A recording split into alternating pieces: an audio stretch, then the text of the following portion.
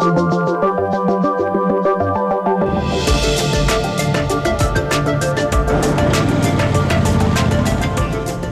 5 pa lang ng umaga, nagtipon-tipon na kaming halos 40 biker para maghanda sa isang adventure ride.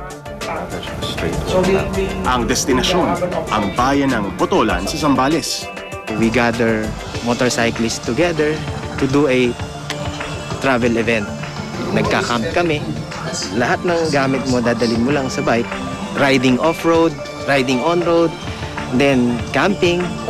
Sa pambihirang pagkakataon, makakasama ko muli sa isang ride ang kapwa ko reporter at journalist na si Cara Patria David, o mas kilala natin bilang Cara David. Pakiramdam nung nasa isang room ka na, diba, puro lahat lalaki.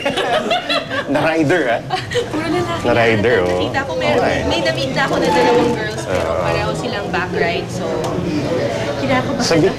Pero confident naman ako kasi yung bike ko, na-ride ko na siya sa maraming lugar. Insecure lang ako kasi lalaki ng mga bikes. Tapos ngayon lang tayo pareho sasama sa itong kanilang adventure ride, no? Sa Zambales.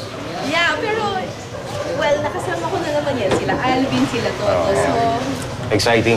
At saka, you know, you're in good hands. 6:30 na. Pupunta na tayo ngayon sa Botolan, Zambales. Kasama itong napakalaking grupo na to. Lahat ready na mag-ride. Kasama natin ngayon si Cara. Ready na rin siya. Magpaalam muna sa mga mahal sa buhay. Tatawag lang ako sa nanay ko. Para? Sasabihin ko na, alis na ako. Hi, Mami. Good morning. Paalis na kami. Pupunta kami Botolan. Magra-ride ako ngayon. Hindi magmomotorsiklo ako ngayong araw, di ba? Yun lang. Bye. I will be safe. I will text you pag nandun na kami. Bye, Mami. Bye. Practice seems to offer little promise or meaning. Ang veteranong mamamahayag na si Randy David ang ama ni Cara.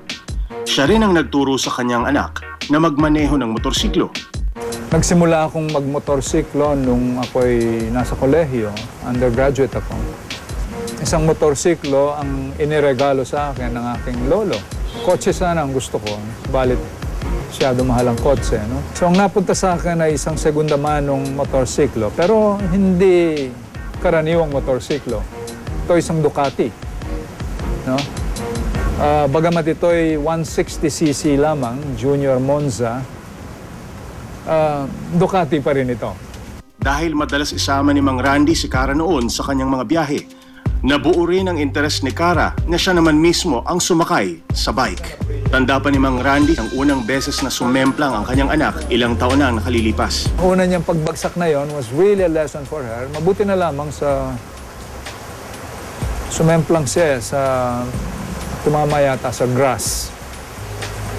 So, hindi lang kahalagahan ng nakasuot ka ng safety gear, no?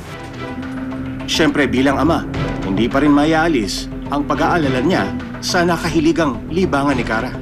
I'm happy na isa sa aking mga anak nahilig sa hilig ko. But I'm also concerned, siyempre, I'm also anxious. Siyempre, kung may mangyari, sarili kong sisisihin ko doon eh. Bakit ba na-introduce ang pagmamotorsiklo? Niisip ko rin yon. Sabi ko lang kay Cara, huwag kang padalos-dalos sa motor. Kapag kinakabahan ka, ninenervyos ka, you have to stop until lumipas yung nervyos mo. Tulad din sa buhay, no? Kailangan malayo ang tingin mo.